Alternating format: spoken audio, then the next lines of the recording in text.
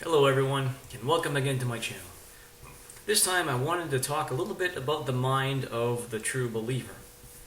The reason I want to do this is because many of us who left seem to be under the impression that those who are still in should understand things the way that we do, and it should be simple because we see how foolish the teachings are.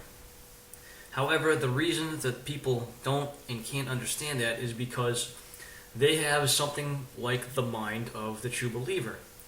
So, how exactly does that mind work?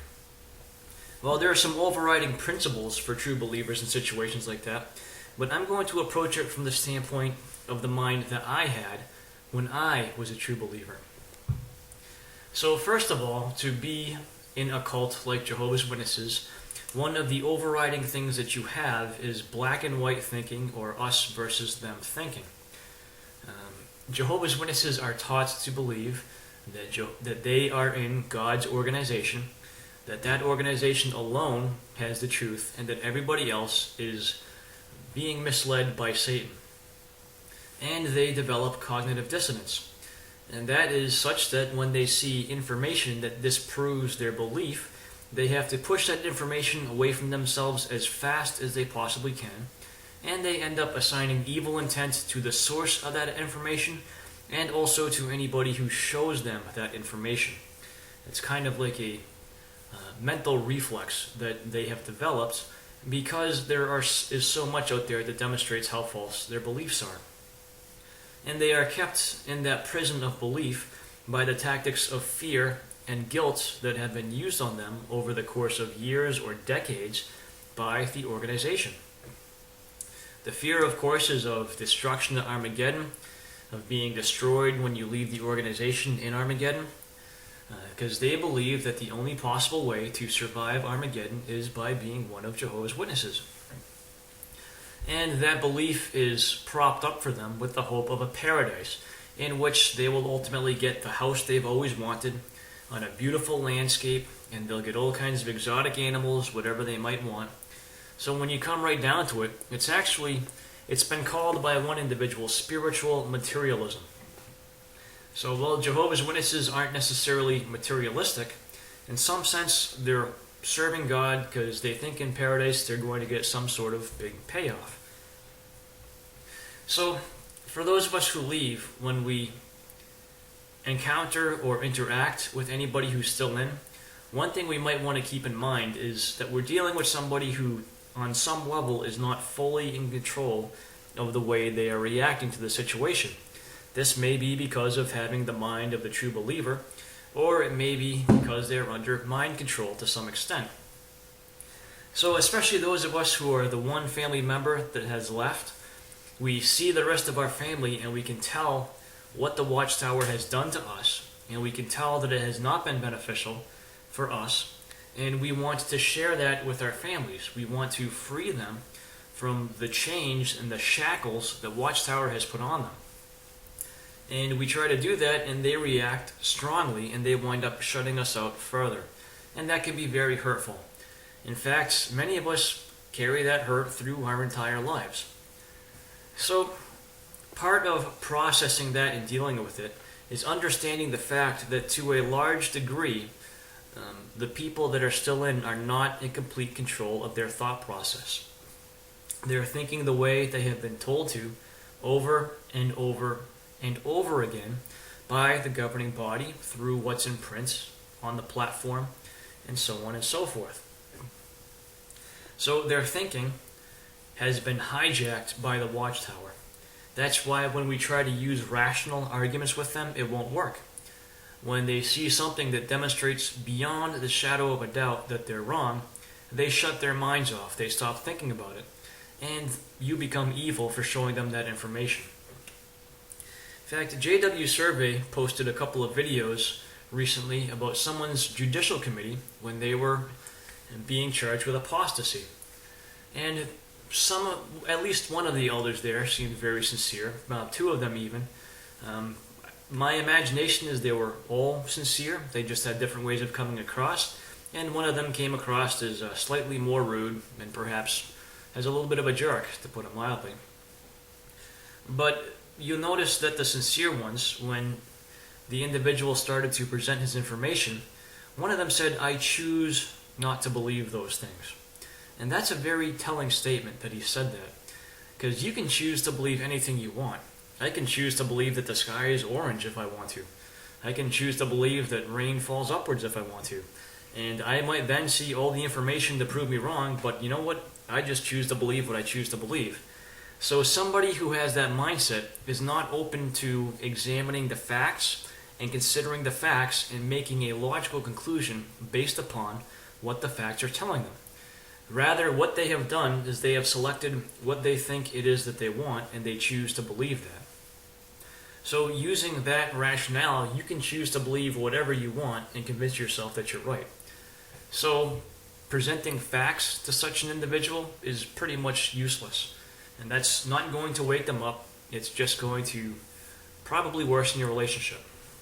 There may be times when that's not true, but those are something that has to be ascertained on a case-by-case basis. Because when dealing with people who are in versus dealing with people that are out, there is no blanket rule that works for everybody. Different things work for different people.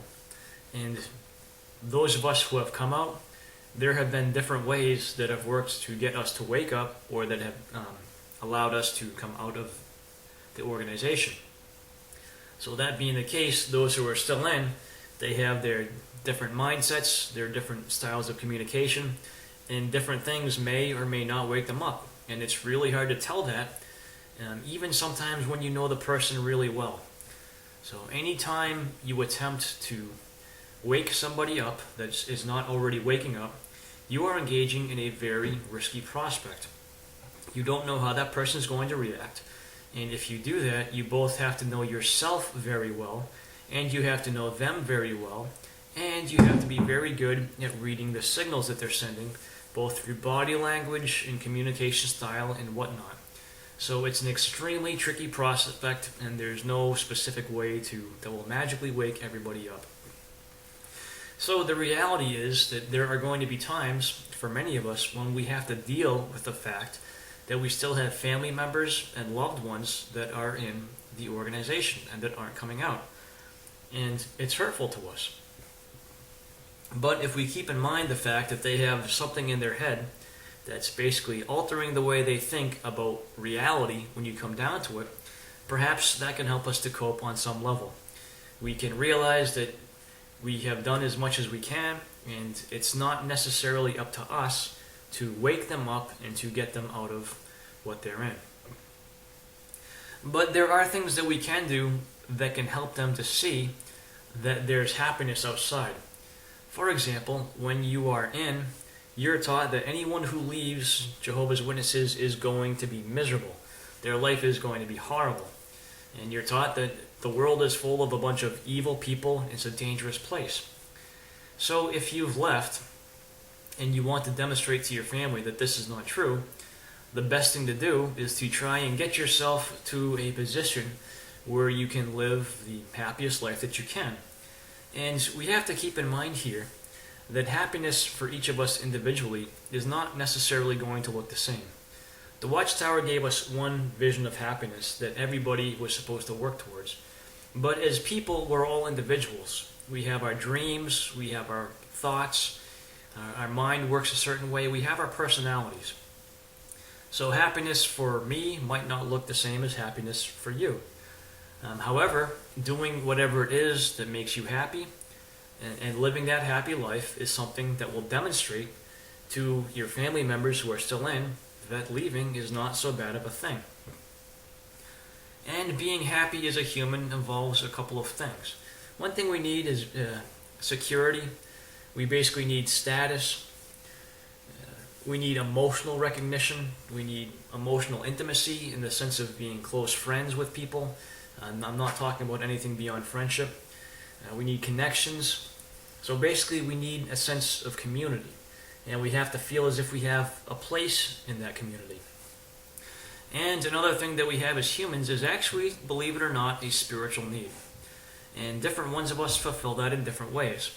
Some of us will fulfill that by believing in a higher power and feeling that a higher power is in control. Others of that will fulfill that in different ways, perhaps by seeking knowledge, or perhaps by doing certain things. Something that makes you feel connected on a higher level. So I can't define what spirituality will be for everybody, but that's something that we have to figure out for ourselves, and we have to incorporate that into our lives. But as we do this, as we learn to live in a way that makes us personally happy, our family's going to see this. And this is going to affect them because they're under the assumption that once we leave, we're going to live these horrible, miserable lives and nothing's going to work out for us. But if we're happy, if we get things working for us, that's really going to mess with their mind.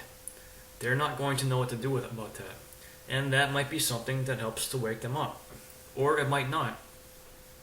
So when we're dealing with family members that are still indoctrinated, the one thing that we have to keep in mind is that we personally might not have the ability to wake them up. Sometimes we can, sometimes we can't. Anytime we try that, we're taking on a measure of risk because there is certain defense mechanisms that are programmed into them to come up to resist people trying to wake them up. So it's something that it's hurtful, but it's nice to keep in mind. If we think about that, it might help us to deal with the pain of having them not in our lives as much. But also, too, we want to make sure that we do our part on our side to do what we can to keep that connection. So we can always be open to conversations with them, and we might want to be aware as to when to end conversations if they start going down a bad path. And we want to remember, too, that they're pre-programmed to tell us certain things. So when we have conversations with them, their natural inclination is going to be to try to get us to come back into the cult. We have to expect that. That's going to happen. And if we know that, it's upsetting, but perhaps that can help us to deal with it better. So, like I said, I'm not offering any magic bullet solution here. But what I'm saying is that if we can accept the fact that the people that are still in basically have something that prevents them from thinking logically, and that's been instilled in them and put in their heads, perhaps that can help us to process it and to move on and to do our best to live in the state of happiness that we can and that works for us. So that's my thought. I don't know if this is useful or not. Hope so. But thanks for watching.